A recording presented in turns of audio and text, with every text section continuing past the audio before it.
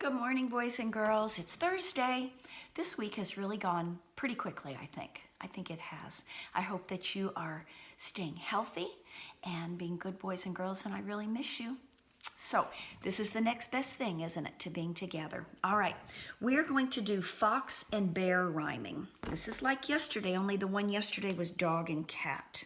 So this fox, that is the ox rhyme family. Okay, so fox, it says ox at the end. So to make it a rhyme word, it's got to say ox at the end. So right here we've got socks.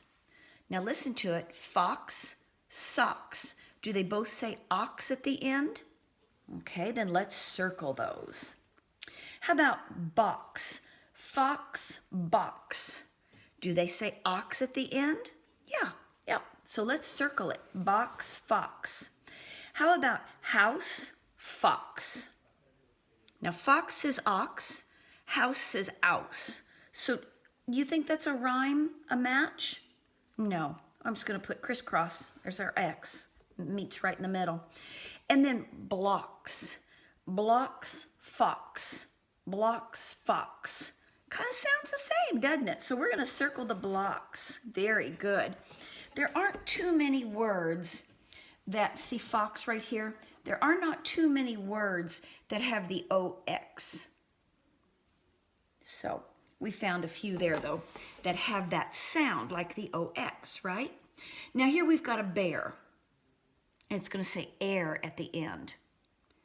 Bear, chair, bear, chair. What do you think? Thumbs up if it's rhyme, thumb down if it's not rhyme. Okay, thumbs up, so I'm going to circle it. All right, now there's an arrow pointing to her hair. So we're going to say bear, hair. Is it both? Do they both say air at the end? There's your rhyming pattern and your match. Bear, pear. Pear is fruit. I love pears. Bear, pear. Do they both say air at the end? Yes, they do. All right, bear, flag. Bear, flag. Bear says air at the end. Flag says ag at the end. So that is not a match. All right. Awesome. You guys are so good with rhyming. I love rhyming. It's a fun thing to do. All right, let me have a seat here. Let's start with our kind words song. And it goes, and remember, it repeats, it's nice to say thank you. Those are good, kind words, aren't they? Using good manners. It's nice to say thank you. It's nice to say thank you. It's nice to say thank you when someone is kind to you. Yeah, that's true. And let's do please and thank you. And that's to the tune of London Bridge. These little words can make you smile, make you smile, make you smile. These little words can make you smile. They are please and thank you. I love it. I love it. And when someone says to you, thank you, what do you say back to them? You can say, you're welcome. Those are good manners that you have to finish up with then too. All right. Let me see our books here today. This first one is called 5 Tough and Tiny Seeds. I don't know. I think this seed was the one I showed you, that plant, you know, the dandelion. There's the seed right there. That's the part that gets caught in the wind and it blows. If you blow on it, you make a wish. I don't know if any of these other, I don't think I'd had any of those other seeds yesterday. Let's see here. This is a fun book. I got this from Scholastic. 5 tough and tiny seeds sat on a slender reed, waiting for springtime winds to blow. Whoosh, whoosh. So now they were all 5 sitting here. 1, 2, 3, 4, 5. But then the wind blew that one. Let's see where it goes. Oh, one landed on the ground, sniffed by a happy hound. I hear some rhyming words. Ground, hound. That's another name for a type of dog. Oh, then there were 4 tough, tiny seeds. 4 tough and tiny seeds sat on a slender reed, waiting for springtime winds to blow. Whoosh, whoosh. One landed near a lake beside a wriggly snake. Lake snake. Then there were 3 tough, tiny seeds. So we started with 5, right? And the first one landed by the hound.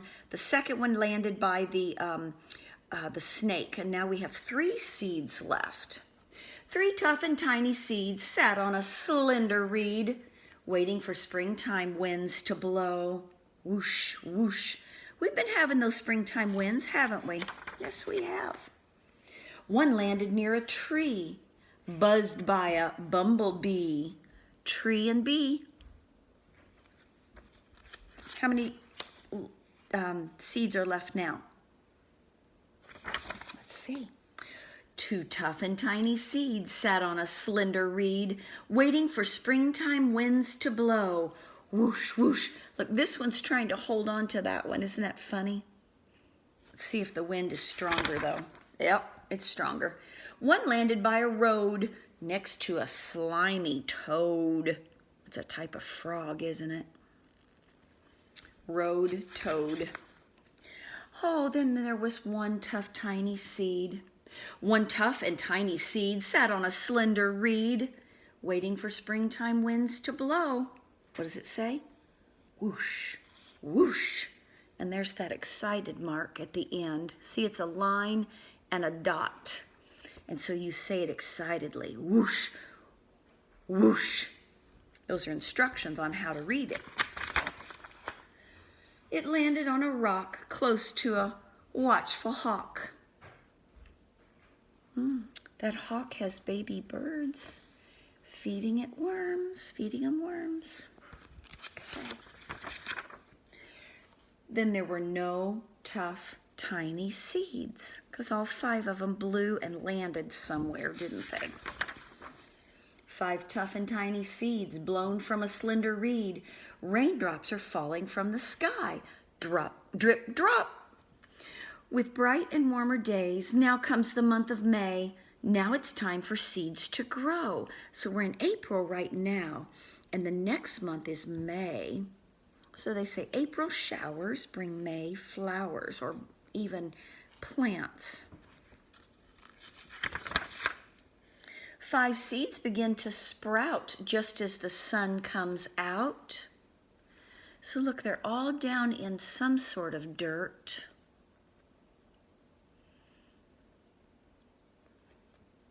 What will they all turn out to be? Now those seeds look different from each other, don't they? Because they're going to be something different that's growing. Growing taller by the hour, each one a different flower. So there's a dandelion, a rose, a sunflower, a cosmos. I love those. That's one of my favorite, cosmos. And a wild carrot. I don't believe we would eat those kind of carrots, but a wild carrot. That's what became of 5 tough and tiny seeds. So they were all seeds, but they were different, and they grew different things. Seeds come in different sizes and shapes, and inside every seed is a tiny plant just waiting to grow. Some seeds become flowers such as daffodils, roses, sunflowers, and tulips. Seeds on the move. Some seeds fall close to the other plants that made them. Other seeds travel to distant locations. This can happen when seeds fall into rivers or streams, or when animals carry them to new places. Germination, that is really a big word. Look, I'll point it out right here. Germination, listen about that. Seeds must be in the soil or the dirt, or resting on top of the soil or the dirt. in order to sprout. In order to sprout. When it rains, the coats on the outside of the seeds are softened. Afterward, the sun helps warm the ground, and then the seed coats open and the seed begins to grow. So far, the seed we know needs soil or dirt, okay? And then it also needs water in the rain, either rain or watering can from your hose. Roots grow down into the ground and absorb water and minerals from the soil. So it's like food and drink for the roots. Shoots are the new part of the plants that come up out of the ground. So the roots are down and the shoot goes up. Leaves. Green leaves unfold from the plant stems and grow up toward the sun. Leaves take in sunlight and produce food for the plant through a process called photosynthesis. And as you get older, you'll learn more about that. Flowers. When flowering plants are fully grown, their buds blossom into colorful flowers where new seeds grow. So there's a cycle. How we've been talking about the animals that go in a cycle. They lay an egg. The egg hatches open. That insect or that bird grows, and then it lays an egg, and the cycle continues. Same thing here. Pollination. Before seeds can grow, they must be pollinated. Sometimes the wind blows pollen from flower to flower. Other times the colors and the scents of flower attract insect pollinators such as bees. That's why we don't want to kill our honeybees, okay? Because they pollinate. They land on a flower and get that pollen, that yellow powdery stuff on their legs. Then they go and land on a different plant, and some of that pollen, the powdery stuff will drop off on that one, and that's what we need for flowers to grow. When bees visit a flower, pollen lands on their bodies. Afterward, they carry the pollen to other flowers when visiting them for nectar. So insects will drink nectar or the sweet juice that's in a flower. Let's see. Seeds get bigger. Seeds grow inside the flowers of plants, and as the seeds get bigger, fruit or pods grow around them. And when the fruit or pods break open, the seeds are ready to become new plants. And the seed to plant cycle begins again. So it's a cycle, isn't it? Very nice. They were tough, weren't they? But they're tiny. But they need soil, water, and sunshine to grow. Very good. How many of you have a garden at home? It could be a vegetable garden. It could be a flower garden. Okay. You're probably seeing shoots come up out of the ground. Maybe some of your plants already have little blossoms on them. Okay, let's do our numbers. Ready? 8, 0, 6, 7, 9, 4, 10, 1, 5, 3, 2. Awesome. And then our last set of alphabet letters. Z, W, Y, X. And that's the letter we're on this week. Criss cross, and they meet right in the middle. There's its match, lowercase match. Here's the Y, lowercase match. W, lowercase match.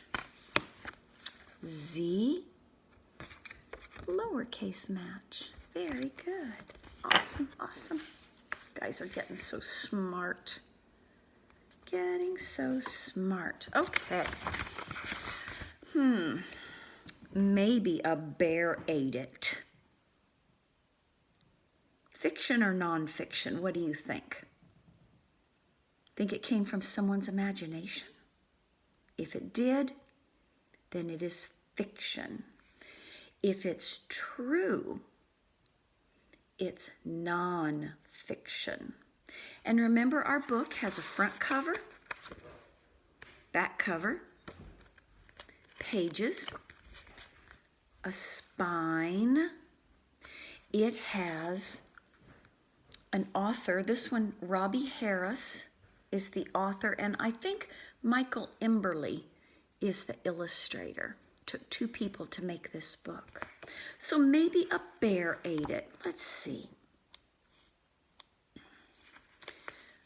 This little animal, it kind of looks like a mouse to me. Does that look like a mouse? I'm going to call it a mouse, okay? So now these couple pages don't have words on them. In fact, let me look. Yeah, some of them do, but these don't. So we have to look at the page, even though there's no words. Maybe we can figure out what's happening. It looks like the little mouse is in his pajamas, and he's climbing up into bed. So maybe it's bedtime for him. His mom has said, you need to go get into your pajamas and get into bed. And he's got a book here. Okay, see the book and all of his stuffed animals. So he gets into bed and he's reading the book, isn't he?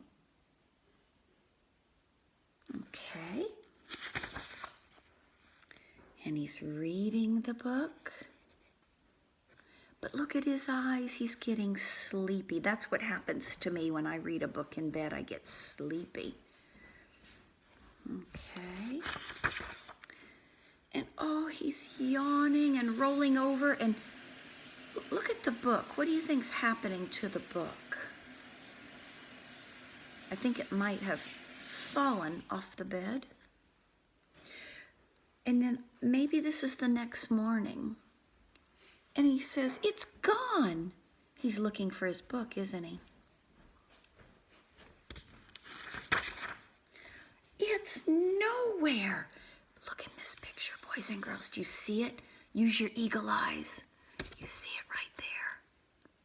He doesn't know that it's fallen off the bed, though. I can't find it anywhere. How does he look? Kind of sad. Scared. He can't find his favorite book. Where is my book? I need my book. It must be a favorite book of his. Maybe a bear ate it. Well, he's thinking of other things that could have happened to his book. Do you think a bear ate it? Thumbs up or thumbs down? Do you think a bear ate it? Thumbs up. If you don't think he ate it, thumbs down. Let's see. We know what happened to it, though, don't we? Maybe a stegosaurus stomped on it. You think that's what happened? Maybe a rhino ran away with it.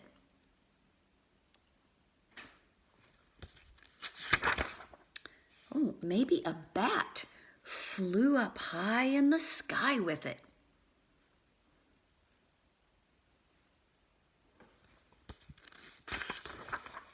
Maybe a shark swallowed it.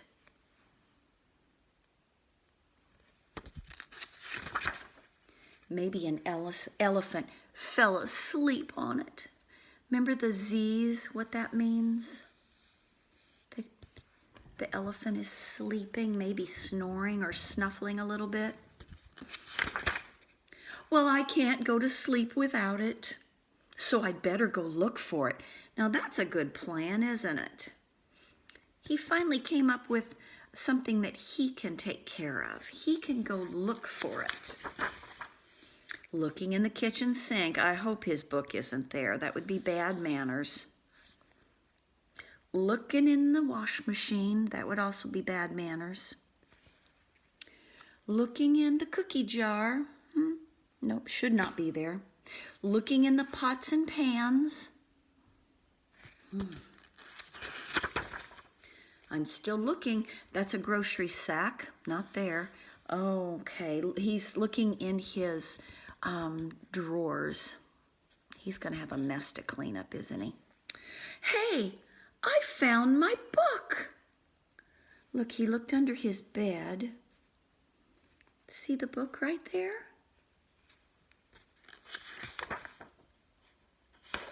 And look at the animals that he's got. Those are the ones he mentioned in the book, that maybe the bat flew away with it, or the bear ate it, or the elephant fell asleep on it, or the stegosaurus walked on it, or the shark ate it, or the rhino ran away with it. Look how happy he is because he found it.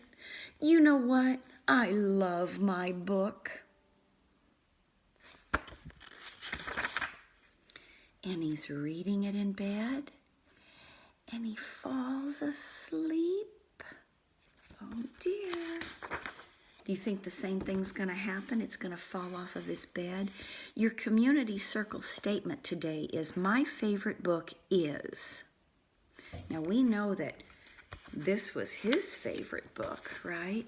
I don't know the title of it, but it's his favorite book. I want you to think about what your favorite book is. Maybe you have gotten it from the library. Maybe you have it in your own library at home.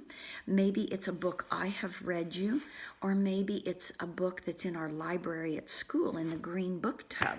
So kind of think about what book you like. Okay. All righty.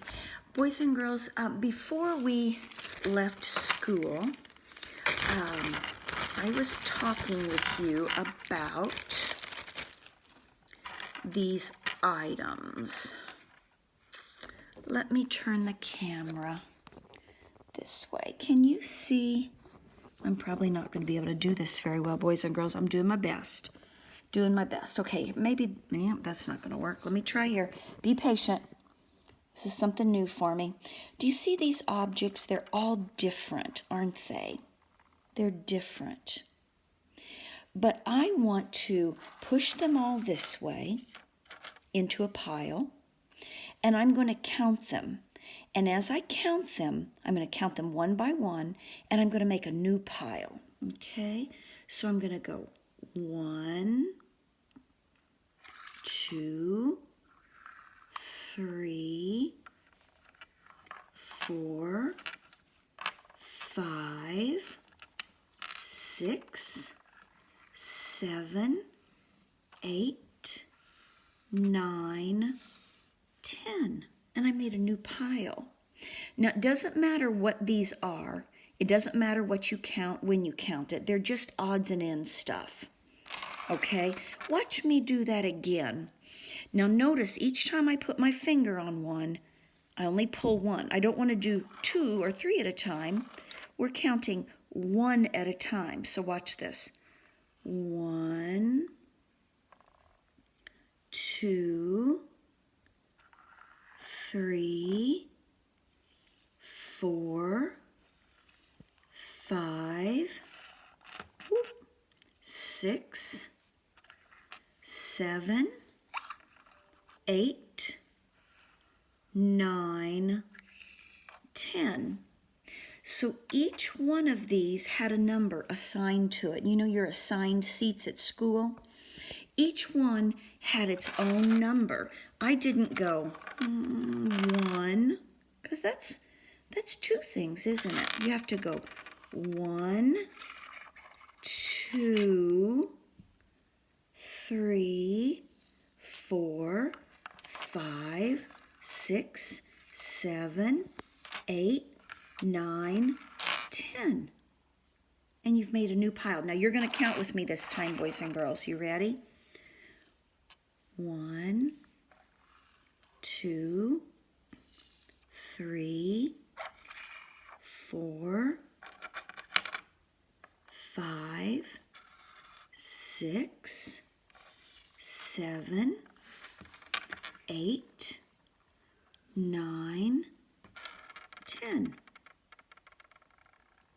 Okay, let me put the camera back here this way. All right. That's something that maybe you could do at home. You could gather up a bunch of odds and ends stuff and count them. They start in one pile, but you pull 1 at a time over. And you don't have to stop at 10 if you don't want to. On our progress report, though, it goes up to 10, and so that's what we do, 10. But if you gather 25 things up in a pile and you want to count them, Take one at a time and pull it over, making a new pile, but give each one of them a number. 1, 2, like that, okay? All right, that's good practice, and that's on your progress report.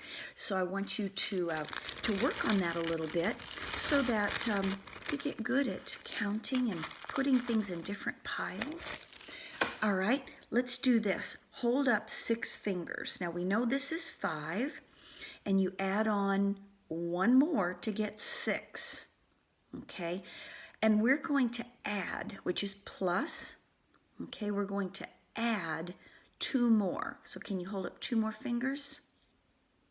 So we had 6 plus 2, 6, 7, 8. We added on 2 more. We knew this was 6. All we needed to do was say 6, 7, 8, and we added 2 more on. So 6 plus 2 equals 8. Very good. Now let's do a subtraction, a takeaway, or a minus, okay? Hold up